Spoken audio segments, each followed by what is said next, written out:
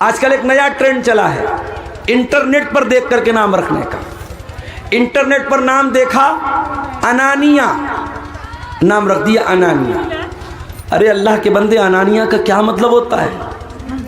تو عربی زبان جانتا نہیں، تو کسی عالم سے کانٹیکٹ کرتا نہیں، تو انٹرنیٹ کے فتوے پر عمل کرتا ہے۔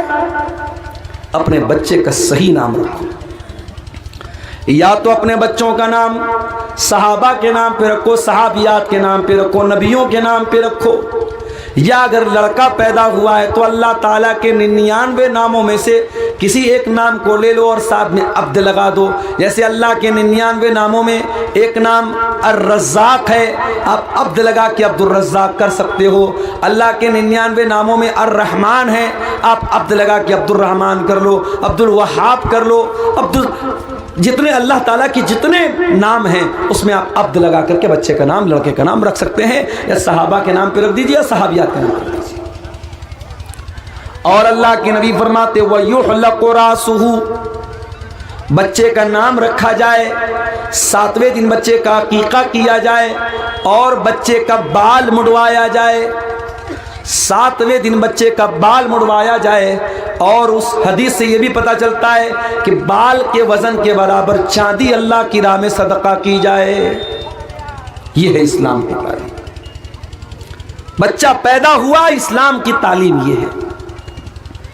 اور آگے بڑھو، بچہ تھوڑا سمجھدار ہوا، اسلام یہ کہتا ہے کہ تو باپ ہے، تو ماں ہے، بچہ تجھ سے سیکھتا ہے۔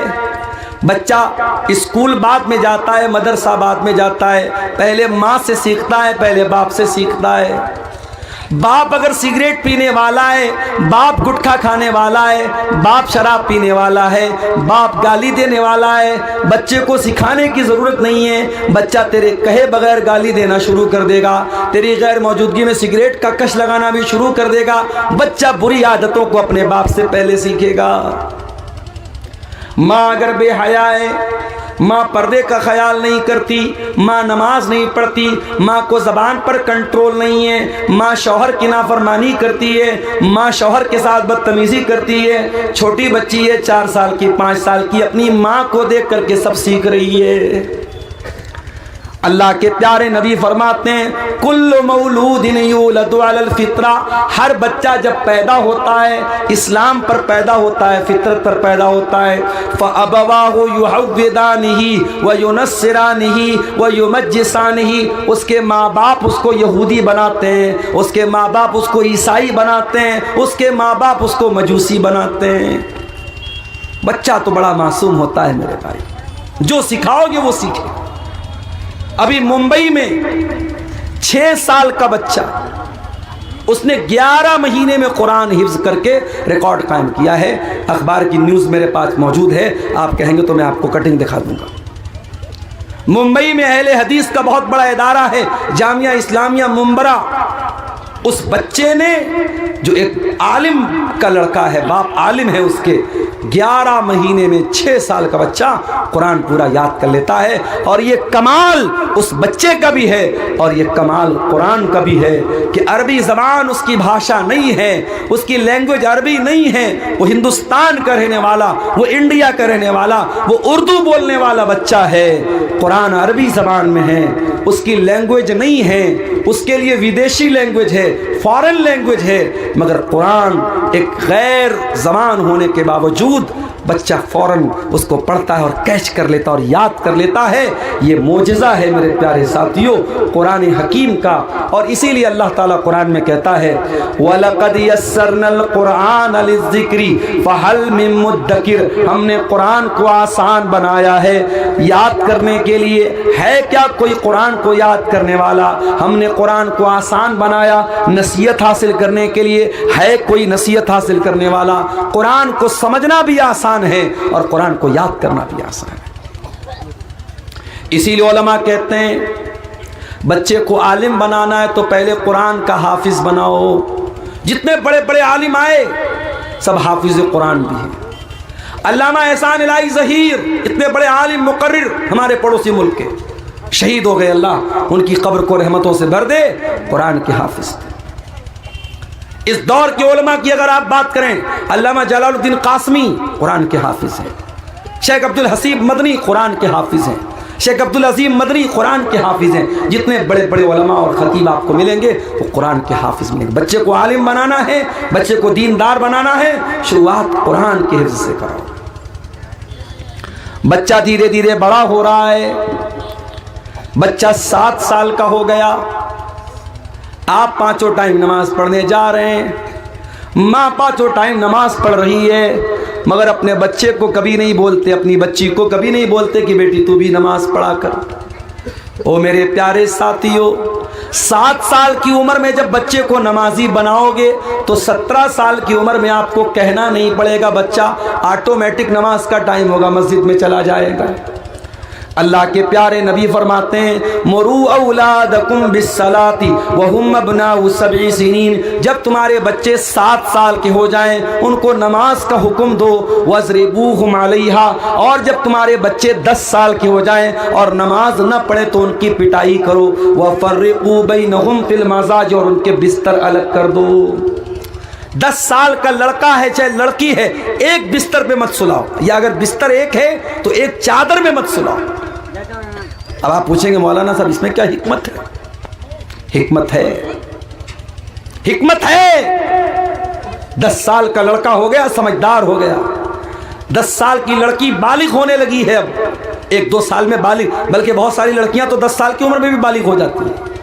لڑکا 10 سال کا ہو گیا، لڑکی 10 سال کی ہو گئی۔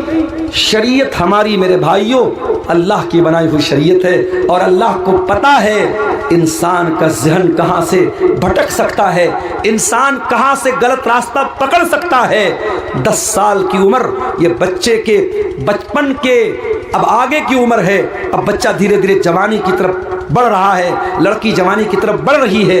اسلام وہیں سے بریک لگاتا ہے، نہیں، ایک بستر پر ایک چادر میں مت سلاؤ، ان کے بستر الگ کر دو، ان کی چادر الگ کر دو۔ کبھی غور کرنا، آپ تو نماز پڑھتے ہیں، آپ نے اپنے بچوں کو نماز کے لیے کتنی بار بولا ہے؟ اسی لیے قرآن میں اللہ بار بار ہم کو یہ حکم دیتا ہے نماز کی پابندی بھی کرنا ہے، اور اپنی فیملی کو، اپنے پریوار کو بھی نماز کا حکم دینا ہے۔ حضرت اسماعیل کے بارے میں اللہ قرآن میں کہتا ہے وَكَانَ يَأْمُرُ أَهْلَهُ بِالصَّلَاةِ، اسماعیل اپنے گھر والوں کو نماز کا حکم دیا کرتے تھے۔ اللہ سورہ طٰہٰ کے اندر فرماتا ہے وَأَمُرْ أَهْلَكَ بِالصَّلَاةِ وَاصْطَبِرْ عَلَيْهَا، خود بھی نماز کی پابندی کرو اور اپنے گھر والوں کو، اپنے بچوں کو، اپنے پریوار کو بھی نماز کا حکم دو۔ اور حدیث میں اللہ کے نبی فرماتے ہیں رحم اللہ رجلا قام من اللیل، اللہ تعالی رحمت نازل کرے اس انسان کے اوپر جو رات میں اٹھ کر کے تہجد پڑھتا ہے، قیام اللیل پڑھتا ہے، وَأَيْقَظَ امْرَأَتَهُ، اور اپنی بیوی کو اٹھاتا، اپنی اہلیہ کو اٹھاتا ہے۔ اگر بیوی انکار کر دیتی ہے، اپنی بیوی کے چہرے پر پانی چھڑک دیتا ہے، لیکن بیوی کو اٹھاتا ہے، اور اللہ تعالیٰ رحمت نازل کرے اس عورت کے اوپر جو رات میں اٹھ کر کے تہجد پڑھتی ہے اور اپنے شوہر کو بھی اٹھاتی ہے، اور شوہر اگر انکار کر دیتا ہے تو شوہر کے چہرے پر پانی چھڑک کر کے اس کو اٹھاتی ہے۔ پریوار ہو تو ایسا ہو، جوڑی ہو تو ایسی ہو، فیملی ہو تو ایسی ہو کہ مرد اور عورت، میاں اور بیوی، پتی اور پتنی ایک دوسرے کے دین کے سلسلے میں مددگار بنے، ایک دوسرے کے دین کی مدد کریں۔ اگر باپ سے غلطی ہو رہی ہے تو بیٹا اپنے باپ کو ہوشیار کرے، بیٹا غلطی کر رہا ہے تو باپ اپنے بیٹے کو ڈانٹے۔ پریوار ایسا ہونا چاہیے میرے بھائی۔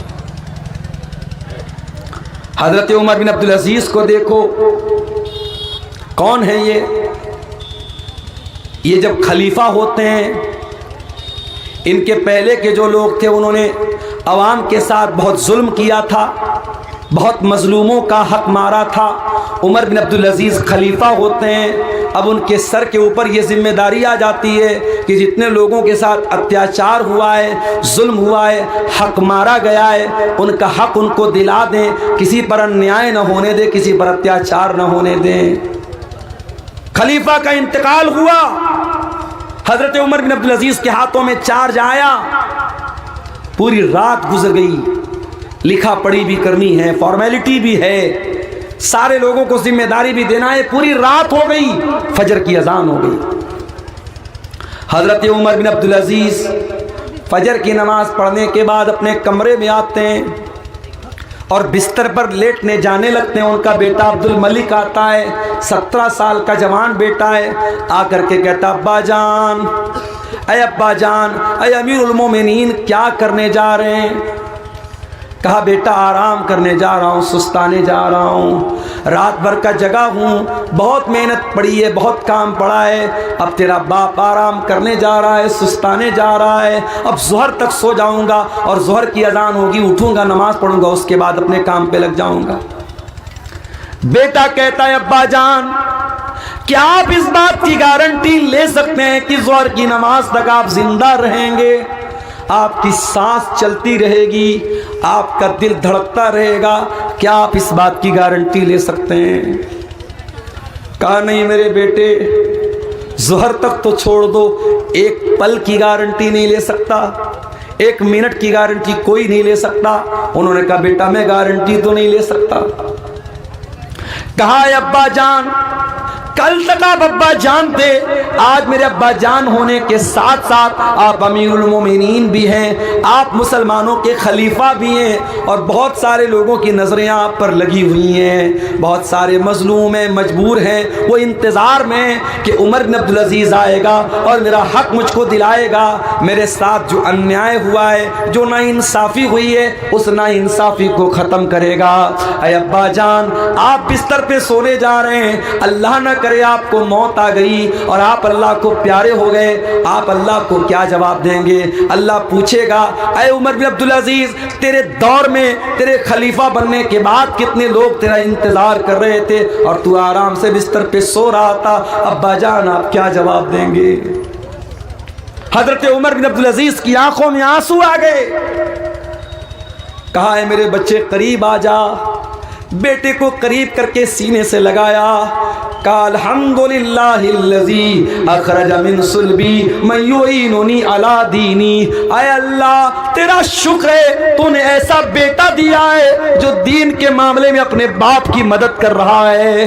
اے میرے بچے, میں آرام نہیں کروں گا, میں بستر چھوڑ کے جا رہا ہوں اور جا کر کے پہلے ان مظلوموں کو ان کا حق دلاتا ہوں, جن کے ساتھ انیائے ہوا ہے, اتیاچار ہوا ہے, ناانصافی ہوئی ہے, میں ان کو جا کر کے پہلے انصاف دلاتا ہوں.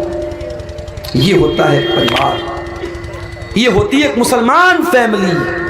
آج معاف کیجیے گا میرے بھائیوں, ہم اور آپ دیندار تو ہیں, مگر فیملی کو دیندار کیسے بنائیں اس کی چنتا ہم اور آپ نہیں کرتے. بچہ 10 سال کا ہو گیا, اسلام کہتا ہے بستر الگ کر دو, لڑکا ہو چاہے لڑکی, بستر الگ کر دو, نماز نہ پڑھے تو پٹائی کرو.